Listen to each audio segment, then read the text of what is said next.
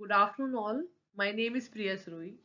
ये हमारी second video है जिस पे हम बात करेंगे मैगजीम के बारे में, जिसका नाम है एक्टिस Reis non facet रियम निसी man seat रिया। इसको हम डीप अंडरस्टैंडिंग बताएंगे इस मैगजीम के बारे में। इसके एलिमेंट्स क्या हैं, इसके चैलेंजेस क्या हैं, इसके डिफेंसेस क्या हैं। तो आप प्लीज बने रहे हमारी इस वीडियो के साथ। आज हम डिस्कस करेंगे इस मैगजीम का मतलब क्या है। इसका मतलब है कोई भी act is not an criminal act unless there is a guilty mind. जो भी किसी जो कि एक क्रिमिनल लॉ का सबसे मेन इंपॉर्टेंट एलिमेंट है किसी भी क्रिमिनल एक्ट को डिफाइन करने के लिए। ये एक लैटिन मैक्सिम है जिसका मतलब है एक व्यक्ति तब तक दोषी नहीं होता जब तक उसके पास कोई गिल्टी माइंड ना हो।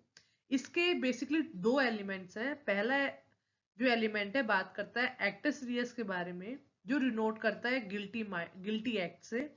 सेकंड एलिमेंट है मेंसरिया, जो डिनोट करता है गिल्टी माइंड। ये एक प्रिंसिपल है क्रिमिनल लॉ का जो कि बहुत इंपॉर्टेंट है, जिसमें हम ये पता करते हैं कि ये एक्ट क्रिमिनल एक्ट कब बनता है। ये मैक्सिम ये एम्फसाइज करती है कि एक एक्ट और मेंटल स्टेट दोनों को अलाइन होना चाहिए, तभी कोई क्रिमिनल ऑफेंस बनेगा। सिर्फ एक क्रिमिनल एक्ट एक्टस रियस बिना इंटेंट बगैर इंटेंशन मेंसरिया के या इंटेंशन के किसी को दोषी नहीं बना सकता जब तक वो प्रूफ ना करे कि इसमें ये दोनों एलिमेंट है या नहीं है। तो हम कह सकते हैं कि एक्टस रियस नॉन फेसिट रियम निसिमैन रिया जो ये मैक्सिम है, इसका मतलब है कि सिर्फ एक एक्ट किसी व्यक्ति को दोषी नहीं बना सकता जब तक उसके पास कोई गिल्टी माइंड ना हो। जैसे कि हम एक एग्जाम्पल ले सकते हैं। If a person accidentally takes someone else bag thinking it's there is actus reus taking the bag but not mens rea no intention to steal. जैसे कि हम इसमें एग्जाम्पल में देख सकते हैं कि उसने वो बैग अपना समझ के उठा लिया, पर एक्चुअल में उसकी वो इंटेंशन नहीं है कि वो उसको चोरी करेगा, उसको करेगा। However, if a person intentionally steal the bag, अगर वो पर्सन जानबूझ के विद द गिल्टी माइंड के साथ वो बैग चुरा लेता, तो उसमें गिल्टी एक्ट और गिल्टी माइंड दोनों प्रेजेंट थे, तो वो एक क्रिमिनल ऑफेंस हो जाता है जो कि पनिशेबल है हमारे अब बीएनएस में। जो पहले आईपीसी था अब वो बीएनएस हो चुका है उसके अंदर। हम इसके फर्स्ट एलिमेंट के बारे में बात करेंगे, एक्टस रियस। एक्टस रियस जैसे कि मैंने बोला है गिल्टी एक्ट जिसके अंदर एक फिजिकल एक्ट होना बहुत जरूरी है किसी क्राइम को कमिट करने के लिए। So actus reus refers to the physical act of committing a crime. It is necessary component for a criminal liability. ये एक बहुत जरूरी कंपोनेंट है किसी एक क्रिमिनल लाइबिलिटी के लिए, and must to accompany by mens rea which is guilty mind for a person to be held criminally responsible। जैसे हमने लास्ट एग्जाम्पल लिया था कि उसने वो बैग चुराया ये समझ के कि ये बैग मेरा है, पर उसकी इंटेंशन नहीं थी। यही एग्जाम्पल हम किसी और भी जगह का ले सकते हैं। जैसे कि हम लाइब्रेरी में जा रहे हैं और वहां पे हम कोई एक बुक या कुछ भी हम बुक पढ़ने बैठ गए हैं वहां पे, और हम हमें सडनली हमारा लेक्चर का टाइम हो गया और हम वो बातों ही बातों में वो बुक लेके चले जाते हैं। हमारा वहां इंटेंशन नहीं है उस बुक को लेके जाने का, पर विद अ प्रेशर जो हमें जल्दी उस क्लास में पहुंचना है और उस वजह से हम उसको लेके चले गए। तो ये एक एक्ट तो हुआ, पर ये डिनोट नहीं करता कि हमने क्राइम किया है। ठीक है, तो अब ये आपको एक पिक्चर दिख रही होगी। ये पिक्चर ये प्रेजेंट करती है एक फिजिकल एक्शन हुआ चोरी का, जो डेमोन्स्ट्रेट करता है एक्टस रियस को क्रिमिनल लॉ के अंदर। सेकंड जो पॉइंट है इसमें ये है, the image despite a cartoon character secretly taking an item of us self and hiding it in their bag while looking around suspiciously। अब आप इस पिक्चर में देख रहे हो उसने जो बुक है वो जानबूझ के उसने वो चुराई है, जिससे वो आप देख पा रहे हो कि वो आसपास देख रहा है। ठीक है, अब तो इन दोनों एक्ट की वजह से ही हम एक क्रिमिनल एक्ट डिफाइन कर पाते हैं। जैसे as actus reus refers to the physical act or omission that constitute a crime. It to be considered criminal, the act must be voluntary, that meaning the defendant had control over their actions. Involuntary acts क्या होते हैं? Such as reflex action or those performed while unconscious that typically do not count as actus reus. तो हमारा with conscious के साथ अगर हम कुछ गिल्टी एक्ट कर रहे हैं तो वो हमारा एक क्रिमिनल एक्ट हो जाता है बीएनएस के अंदर, जो अब हम भारतीय न्यायिक सुरक्षा जिसे हम बात करते हैं एक्ट को। Now we are talking about the second element which is mens rea, which denotes the guilty mind. इसका मतलब है mental intent to commit the crime. Mens rea is the element state behind a person's action. It represents the individual's awareness and intention to commit a crime. Some of its types are refer to the intent, knowledge and recklessness.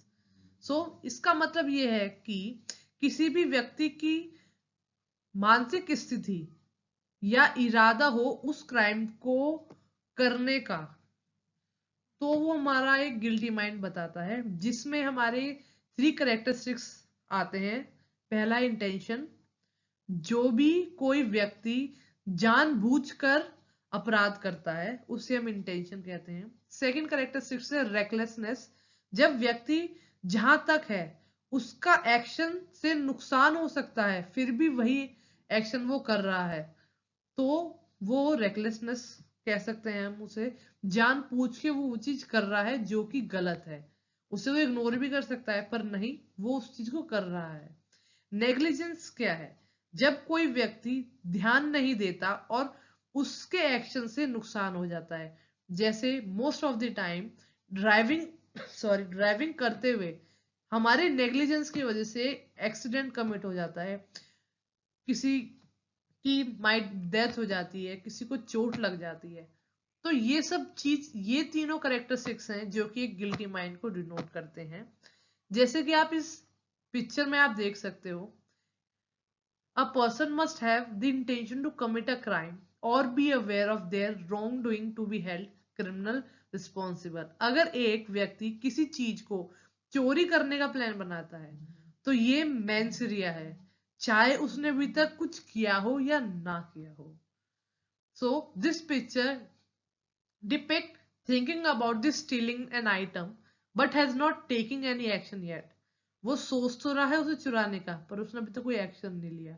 The thought bubble represents the guilty mind, जो उसका वो जो सोच रहा है steel करने का, वो एक गिल्टी माइंड है। Showing intent but no physical act, पर उसने अभी तक कोई फिजिकल एक्ट नहीं किया है, कोई एक्ट सीरियस नहीं किया है। तो ये डेमोन्स्ट्रेट करता है that without action there is no criminal liability. अगर किसी भी एक्ट में कोई भी गिल्टी एक्ट या गिल्टी माइंड ना हो तो कोई भी एक्ट एक क्रिमिनल एक्ट नहीं बन सकता है। Now we are talking about the exceptions of mens rea. यहाँ पे हम एक्टस रियस के एक्सेप्शंस को इलेबरेट नहीं कर रहे हैं, क्योंकि जैसे कि हमें पता है एक्टस रिया मीन्स कोई क्रिमिनल एक्ट होना हो, तो इसमें बट ऑब्वियसली कोई क्रिमिनल एक्ट हो रहा है तो वो ऑटोमेटिक ही एक क्राइम कमिट हो रहा है किसी इंडिविजुअल के अगेंस्ट। तो हमारा मेन फोकस यहाँ रहेगा मेंस-रे के ऊपर, जहाँ पे बहुत बार क्या होता है, जो एक्यूज होते हैं वो मेंस-रे का एक्सेप्शन यूज करके बचना चाहते हैं, पर इसमें कुछ एक मेजर क्लॉजेस हैं जहाँ पे अगर मेंस-रे ना भी हो तो भी वो एक क्रिमिनल एक्ट के अंदर आते, क्रिमिनल ऑफेंस के अंदर आते ही हैं। जैसे कि कोई भी रेगुलेटरी ऑफेंसेस हो रहा हो, जैसे कि हमारा इसमें आ जाता है कोई भी ट्रैफिक रूल्स का वॉल्यूशन हो रहा हो, कोई भी फूड सेफ्टी के साथ कोई भी वॉल्यूशन कर रहा हो, इन्वायरमेंटल लॉज के साथ कोई भी इन्फ्रिंज कर रहा हो उन लॉज को।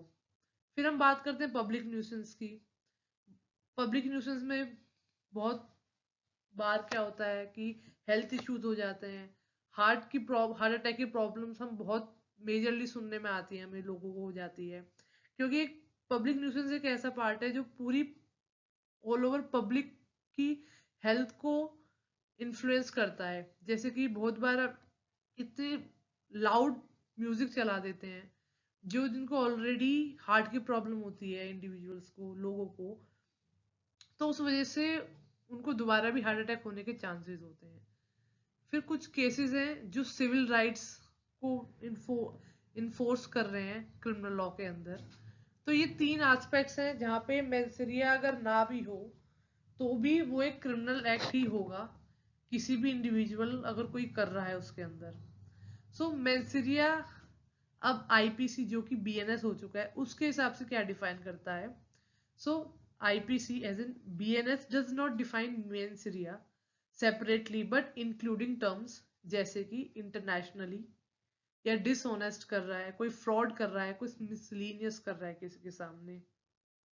सो some offence do not require mens rea, जैसे कि मैंने बोला, जैसे ऑफेंसेस अगेंस्ट द स्टेट, कोई स्टेट के अगेंस्ट कोई ऑफेंस हो रहा हो, वेजिंग वॉर हो रहा हो, जो कि आईपीसी में सेक्शन 121 बात करता है, सेडेशन सेक्शन 124 ए बात करता है जो कि अब रिमूव हो चुका है बीएनएस में। बीएनएस में वॉर वेजिंग बात करता है सेक्शन 147 के बारे में।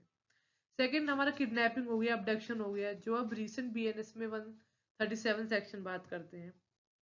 कोई भी काउंटर फिटिंग ऑफ कॉइन्स हो रहा हो वो सेक्शन 178 में आता है बीएनएस में। सो मेंसरिया एक ये स्टैट्यूटरी ऑफेंस और एक स्ट्रिक्ट लाइबिलिटी है हर एक इंडिविजुअल के ऊपर। A state can exclude mens rea either expressly or by implication. In such cases, offenders are strictly liable, meaning they can be punished even without intention or knowledge of wrongdoing। जैसे कि हमने ऊपर 3 aspect बताए, in case के अंदर भी अगर कोई इंडिविजुअल कोई एक्ट करता है तो वो भी पनिशेबल होगा हमारे बीएनएस के अंदर में। आप इस ये एक्सेप्शन नहीं ले सकते कि हमारा गिल्टी माइंड नहीं है। अगर कोई भी एट पब्लिक एट लार्ज को कोई हार्म हो रहा है, कोई लॉ को इन्फ्रिंज कर रहा है, तो बाय ऑटोमेटिक ही वो एक रॉन्ग डूइंग होगी, वो एक लॉ के, हमारे स्टैट्यूट के एक अगेंस्ट होगा, तो वो हमारे बीएनएस में बट ऑब्वियस है penalize होगा। Now in this slide we are talking of the interplay between the actus reus and mens rea। इसके बीच में किस तरीके से रोल क्या प्ले करता है उसके बारे में बात करेंगे। क्राइम तभी स्टैब्लिश होता है जब एक्टस रियस और मेंस रिया दोनों एक साथ हों, जैसे कि मैंने आपको प्रीवियस बताया है। तो हम डायरेक्ट बात करते हैं इनके एग्जाम्पल की। जैसे आप इस पिक्चर में देख सकते हो स्लाइड में, ये थेफ्ट है, चोरी कर रहा है, जिसमें एक्टस रियस भी शो हो रहा है और मेंस रिया भी शो हो रहा है। कोई एक्ट जो हो रहा है क्या, कि वो चोरी कर रहा है। गिल्टी माइंड क्या है कि जो उसने सोचा वो उसने एक्ट कर दिया। तो ये ऑटोमेटिक पिक्चर डिनोट कर रही है कि यहाँ एक चोरी हुई है, क्रिमिनल ऑफेंस हुआ है। तो ये भी बीएनएस के अंदर पेनलाइज होगा। अब हम बात करते हैं इसके चैलेंजेस क्या क्या हैं एक्टस रियस के और मेंस रिया के। जो बर्डन ऑफ प्रूफ होता है, मेजरली प्रोसिक्यूशन को ये साबित करना पड़ता है कि एक्टस रियस और मेंस रिया दोनों हैं। तो जो बर्डन ऑफ प्रूफ है वो पार्टी को ही अपन डिफाइन करना पड़ता है एक्यूज्ड के अगेंस्ट, कि इसने गिल्टी एक्ट भी करा है और उसके पीछे उसका गिल्टी माइंड भी था। The prosecution must prove both actus reus and mens rea beyond reasonable doubt for a conviction. जब भी एक एक्यूज पेनलाइज हो सकता है। Even if the act was committed, the absence of intention can weaken the case. जैसे कि हमने बोला कुछ एक्सेप्शंस हैं जहां मेंसरिया होना जरूरी नहीं है, पर अगर कोई एक्ट होता है इनके अलावा तो most of the time case weak हो सकता है बिगर मेंसरिया के। हम इंटेंशन भले एक्ट हो पर हम इंटेंशन अगर प्रूव नहीं कर पाए कि वो गिल्टी माइंड से करा गया है, जान पूछ के कॉन्शियस माइंड से करा है कि भाई मुझे उसके साथ गलत करना है, तब तक हम उस केस को कभी भी नहीं जीत सकते। जैसे आप इसमें भी देख सकते हो, ये भी एक पिक्चर डिनोट कर रही है एक example. If a person is caught with stolen goods but genuinely did not knowing they were stolen, Mansoria is missing, making conviction difficult।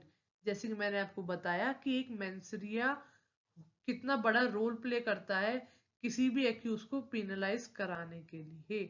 तो मैंसरिया उसके साथ साथ गिल्टी एक्ट दोनों ही होने बहुत जरूरी हैं। अब हम डिफेंस के बारे में बात करेंगे अगेंस्ट क्रिमिनल लाइबिलिटी, जिसके कुछ ये 4 एग्जांपल्स हैं।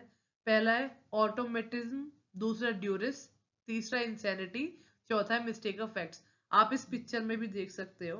तो जो ऑटोनोटिज्म है, if the act was committed in an unconscious mind, जैसे कि अनकॉन्शियस माइंड है, कोई सोते सोते जिसको आदत है चलने की, उससे कोई गलत काम कर देता है, कोई एक्ट कर देता है, तो वो इसके अंदर बच सकता है। ड्यूरिस में कोई पर्सन क्राइम कर रहा है, किसी कोई डरा धमका के कोई उसको काम क्राइम करा रहा है, कोई एक्ट करा रहा है, तो वो भी बच सकता है। इंसैनिटी में भी जैसे जिसको मेंटल इलनेस है वो भी बच सकता है। मिस्टेक ऑफ फैक्ट्स हो गया if person acted based on the incorrect fact that had no intention to commit a crime. वो एक्ट कर रहा है कोई एक इनकरेक्ट फैक्ट्स को लेके, तो उसमें उसकी कोई इंटेंशन नहीं है उस क्राइम को करने के लिए। तो ये 4 हैं, ऑटोनोट automatism, duress, insanity and mistake of facts. In case में वो बस एक एक्यूज बच सकता है। तो इसमें क्या है, बेंसिरिया नहीं है, भले ही एक्टर सीरियस यहाँ मेजर रोल प्ले कर रहा है या नहीं कर रहा, वो मतलब नहीं है। बस इसमें बेंसिरिया होना बहुत ज्यादा जरूरी है किसी भी एक क्राइम को करने के लिए। यहाँ बात कर रहे हैं हम डिफेंसेस की अगेंस्ट एक्टस रियस। क्या है कि defendant argues that their act was involuntary. क्यों बोल रहा है? क्योंकि जैसे ड्यू टू सीजर के थ्रू वो कर रहा हो या स्लीपिंग वॉक वो कर रहा हो, उस वजह से कोई डिफेंडेंट आर्ग्यू कर रहा है कि भाई इनवॉलंटरी तरीके से वो एक्ट हुआ है। जैसे एग्जांपल हो गया कि भाई ड्राइवर ड्राइव कर रहा हो और उस दौरान उसको मिर्गी का दौरा आ गया हो, कुछ ऐसी कंडीशन मेंटल इलनेस हो गई हो जिस वजह से कोई एक्सीडेंट कमिट हो गया हो और किसी इंडिविजुअल को फिजिकली डैमेज हो गया हो, तो वो उस केस में इस एक्सेप्शन के साथ बच सकता है कि मेरी इंटेंशन नहीं थी, भले ही मेरा एक क्रिमिनल एक्ट क्यों ना हो। एक केस आया आर वर्सेस टेंटन 2015 में। सुप्रीम ऑफ कनाडा ने एक रूल निकाला कि arson is a general intent crime. So self induce जो इंटॉक्सिकेशन होगी, इसका मतलब वो डिफेंस नहीं ले सकता। The accused while intoxicated left oil heating on a stove causing a fire. वो इंटॉक्सिकेटेड था, उसने तेल छोड़ दिया स्टोव पे, चूल्हे के ऊपर, तो बट ऑब्वियसली उससे आग लगेगी। तो कोर्ट ने क्या बोला? Arson does not require complex thought, meaning intoxication short automatism is irrelevant. तो सेल्फ इंड्यूस इंटॉक्सिकेशन जो है वो डिफेंस उससे नहीं मिलेगा। ऐसे हम ड्यूरिस के केस में बात करते हैं। द एक्यूज क्लेम करता है that they were forced to commit the crime due to the threat of immediate harm. अब अगर वो आपको फोर्स कर रहा है तो आपके ऊपर भी तो कोई ना कोई एक ऐसा बैक ऑफ माइंड होगा कि अगर मैं कोई एक एक्ट करता हूं जिससे मुझे कोई भी एक क्रिमिनल एक्ट हो रहा हो मेरे एक्ट से, तो आप उसको वेव ऑफ भी कर सकते हो। बहुत सारे चांसेस हैं, बहुत सारी चीजें होती हैं जिससे अपने आप को बचाया भी जा सकता है। तो जो इसका एग्जाम्पल ले सकते हैं कि गन पॉइंट पे रख के उसने चोरी करवा ली, since they act under coercion their liability में बी रिड्यूस और एलिमिनेटेड हो सकती है। बट एक केस आया आर वर्सेस हैंसन का 2015 में, उसमें बोला जिसमें बोला गया कि अगर व्यक्ति जानबूझकर कोई क्रिमिनल एक्ट कर रहा हो और उसके साथ वो घुल मिल जाए, ड्यूरिस का डिफेंस उसे बिल्कुल नहीं मिलेगा, क्योंकि उसे पता है कि वो एक क्रिमिनल एक्ट करने जा रहा है और वो भी उसके अगर साथ शामिल हो जाता है। जैसे बहुत आज की डेट में क्या होता है, बहुत सारे लड़कों के बीच में अगर किसी एक इंडिविजुअल के बीच में लड़ाई हो रही है, स्कूल गोइंग स्टूडेंट्स मान ली हमने, 2 लड़कों के बीच में लड़ाई, वो क्या करते हैं, गैंग ग्रुप ऑफ गैंग इकट्ठा कर लेते हैं। सबको पता है कि भाई उसने उसको मारा।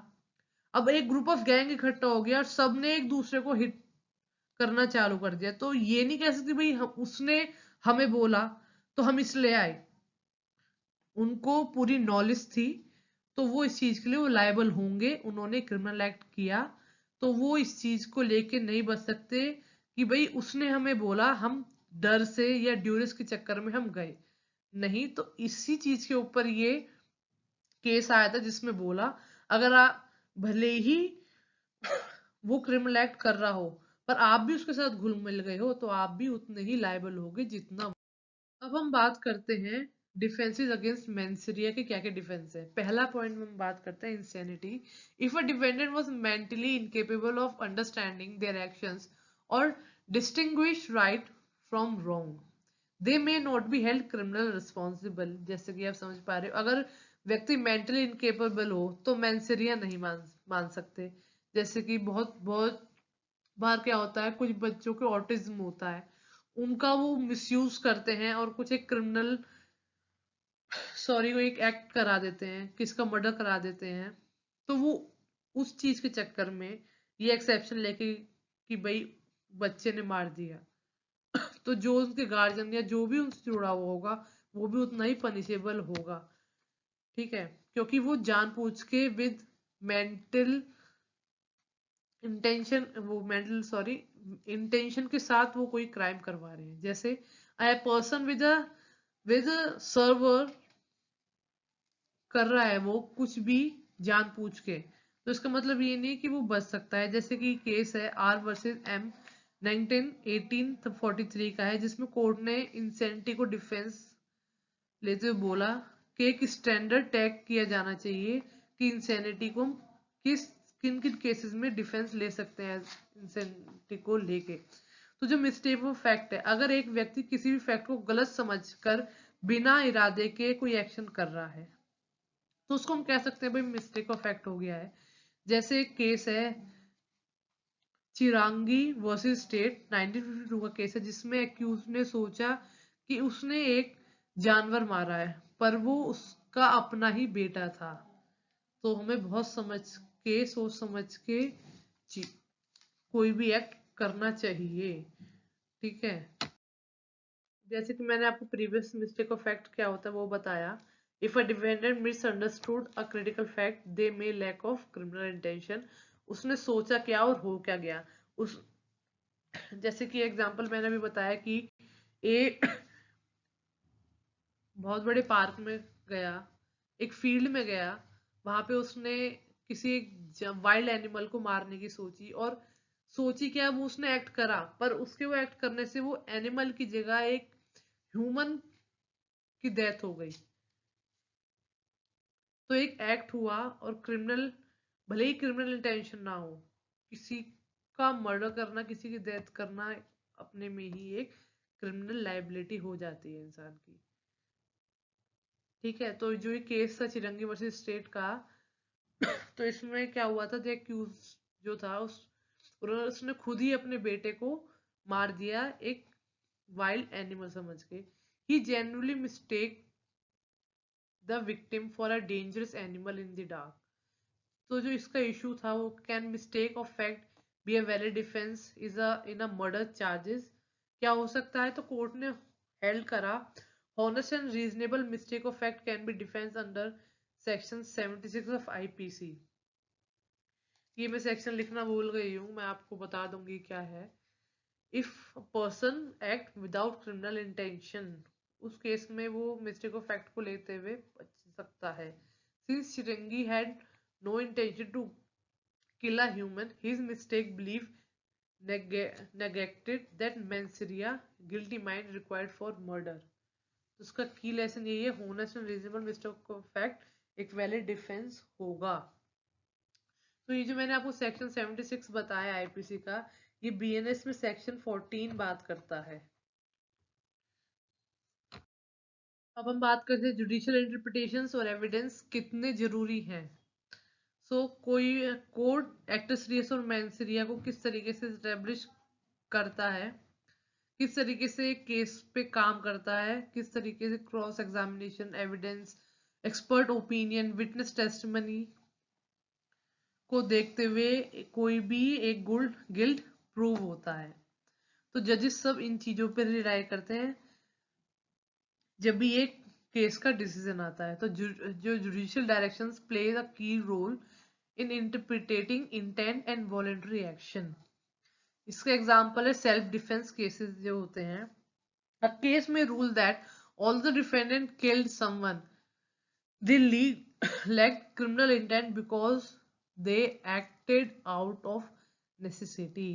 This complicity makes criminal action case challenging, requiring through investigation and legal argument. अगर किसी से सेल्फ डिफेंस में किसी को मारा है तो कोर्ट मैंसरिया इवेल्युएट करेगा जब भी वो किसी भी केस पे जजमेंट पास करेगा।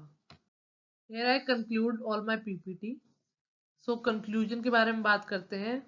जो मैक्सिमम हमने पढ़ी है समझी है, एक्ट्रेस रियस नॉन फेसेट रियम नेसी मैंसेट्रिया जो कि क्रिमिनल लाइबिलिटी के एसेंशियल कंपोनेंट को हाईलाइट करते हैं।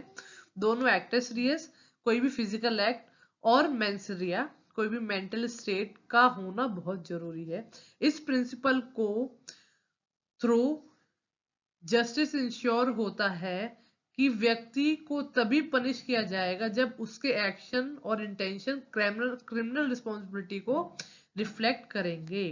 एक्ट्रेस रियस और मेंस रिया क्रिमिनल लॉ के दो बहुत इंपॉर्टेंट कंपोनेंट हैं। कुछ नए भी इसमें जिसमें कि इम्प्लीमेंटेशन इंपॉर्टेंट हो सकता है, जैसे कि हमने मेंसरिया के केस में कुछ एक्सेप्शंस भी पढ़े हैं। तो नए कुछ कंपोनेंट और हैं, जैसे एआई एंड क्रिमिनल लाइबिलिटी हो गया। एआई से होने वाले क्राइम्स में मेंसरिया कैसे डिफाइन होगा, या कोई न्यूरोसाइंस एंड क्रिमिनल इंटेंशन हो, क्या ब्रेन स्कैन से इंटेंट प्रूव हो सकता है, या कोई कॉर्पोरेट क्राइम हो जैसे कोई कॉम्प्लेक्स कॉर्पोरेट फ्रॉड केसेस में मेंसरिया का क्या रोल होगा। सो ये सब चीजें हमें बहुत ध्यान रखनी पड़ेगी इस मैगजीन को समझने के लिए कि क्रिमिनल एक्ट और क्रिमिनल माइंड दोनों होना बहुत जरूरी है। कुछ केसेस में हम बच सकते हैं, पर कुछ एक्सेप्शंस ऐसे हैं जिनमें हम रिबेट नहीं ले सकते ये बोल के कि भाई हम अनकॉन्शियस माइंड में थे और हमने वो कोई एक्ट कर दिया। तो जो फ्यूचर लीगल जो भी इसके प्रोफेशनल्स हैं उसके लिए बात कर सकते हैं, जैसे एक्ट्रेस रियस और मेंसरिया का ज्ञान हर नए लॉयर को होना बहुत जरूरी है, और इस प्रिंसिपल को नए लॉज और चैलेंजेस के मुताबिक इवॉल्व करना होगा। हमें ही अपने अंडरस्टैंडिंग से हर केस को बारीक तौर से समझना होगा, जब भी एक एडवोकेट अपने केस को जीत सकता है इन ही एक्सेप्शंस को पढ़ते हुए देखते हुए। Thank you all. I hope कि आपको ये मेरा छोटा सा एफर्ट अच्छा लगा होगा, आपको ये समझ में आया होगा मैगजीन। अगर आपको कुछ इसमें और इम्प्रूवमेंट चाहिए, कोई और नए टॉपिक में हम बात करें, तो आप प्लीज कमेंट बिलो करें, कमेंट में लिखें हम किस टॉपिक पे आपको एक नया कंटेंट इलेबोरेट करें, समझाएं, जितनी हमारी कोशिश होगी। Thank you all.